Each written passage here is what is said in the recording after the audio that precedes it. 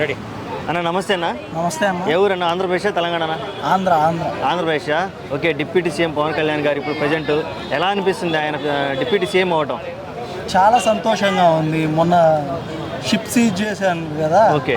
ఏ ప్రభుత్వంలో అయినా ఎక్కడైనా అలాంటి అవినీతి జరుగుతుంటే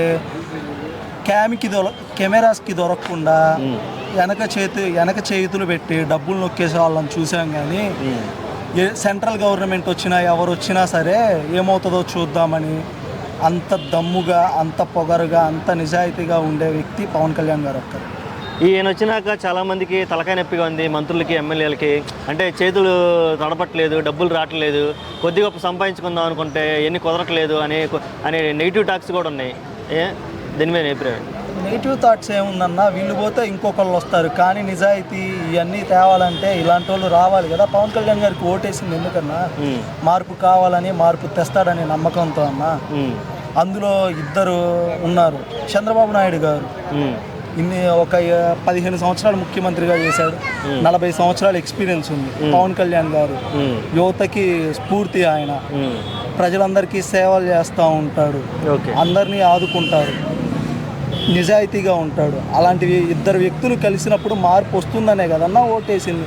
మార్పు తేడానికి వాళ్ళు కష్టపడుతున్నారు, అందులో తప్పేముందన్నా. ఓకే, ఇప్పుడు ఈ అమరావతి క్యాపిటల్ మీద నీ అభిప్రాయం ఏంది? అది ఇంకా బాగా పుంజుకోవాలనుకుంటున్నావా, లేకపోతే వీలైనంత త్వరగా అవ్వాలనుకుంటున్నావా? వీలైనంత త్వరగా చేయాలి అనుకుంటున్నాను. వీలైనంత త్వరగా చేస్తారనే నమ్మకం కూడా ఉంది. మామూలుగా అప్పట్లోనే 70% కంప్లీట్ చేసిన తర్వాతే వైఎస్ఆర్సీపీ ప్రభుత్వం వచ్చింది. మరి ఆ 30% ఎందుకు చేయలేకపోయారు? అది వాళ్ళ ఫెయిల్యూరే కదా. 70% చేసిన ఆ 5 ఇయర్స్లో మిగిలిన 30% లేదు, వాళ్ళు చెడగొట్టిన ఒక 10%, 40% ఈ 5 ఇయర్స్లో చేయలేరని ఎలా అనుకుంటామన్నా? ఖచ్చితంగా అమరావతి అభివృద్ధిలోకి వస్తుంది. అమరావతి అంతా పూర్తి చేస్తారు. పోలవరం ప్రాజెక్టు కూడా పూర్తి చేస్తారు. ఓకే, మామూలుగా ఏంటంటే ఆంధ్రప్రదేశ్లో ఉన్న మెయిన్ ప్రాబ్లం మాట్లాడుకుంటే అందరూ ఎంప్లాయ్మెంట్ కోసం తెలంగాణ రావడం, హైదరాబాద్ రావడం జరుగుతుంది. దీని మీద ఎటువంటి స్టాండ్స్ ముందుకెళ్తే బాగుంటుంది అంటావు? పవన్ కళ్యాణ్ గారు, చంద్రబాబు గారు ఎలాంటి? అమరావతి వీలైనంత తొందరగా పూర్తి చేయాలి, పోలవరం పూర్తి చేయాలి.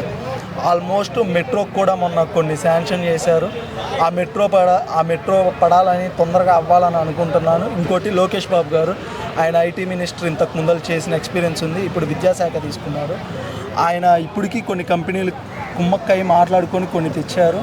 ఇంకా కంపెనీలు తేవాలని కోరుకుంటున్నాను. లోకేష్ బాబు గారు, పవన్ కళ్యాణ్ గారు, చంద్రబాబు నాయుడు గారు, వీళ్ళు ముగ్గురు అనుకుంటే చాలా తొందరగానే ఈ 5 సంవత్సరాల్లో ఆల్మోస్ట్ డెవలప్ అవుతుంది ఖచ్చితంగా అన్న. ఓకే, పవన్ కళ్యాణ్ గారిని సీఎంగా చూడాలనుకుంటున్నావా, లేదంటే సెంట్రల్ మినిస్టర్గా చూడాలనుకుంటున్నావా?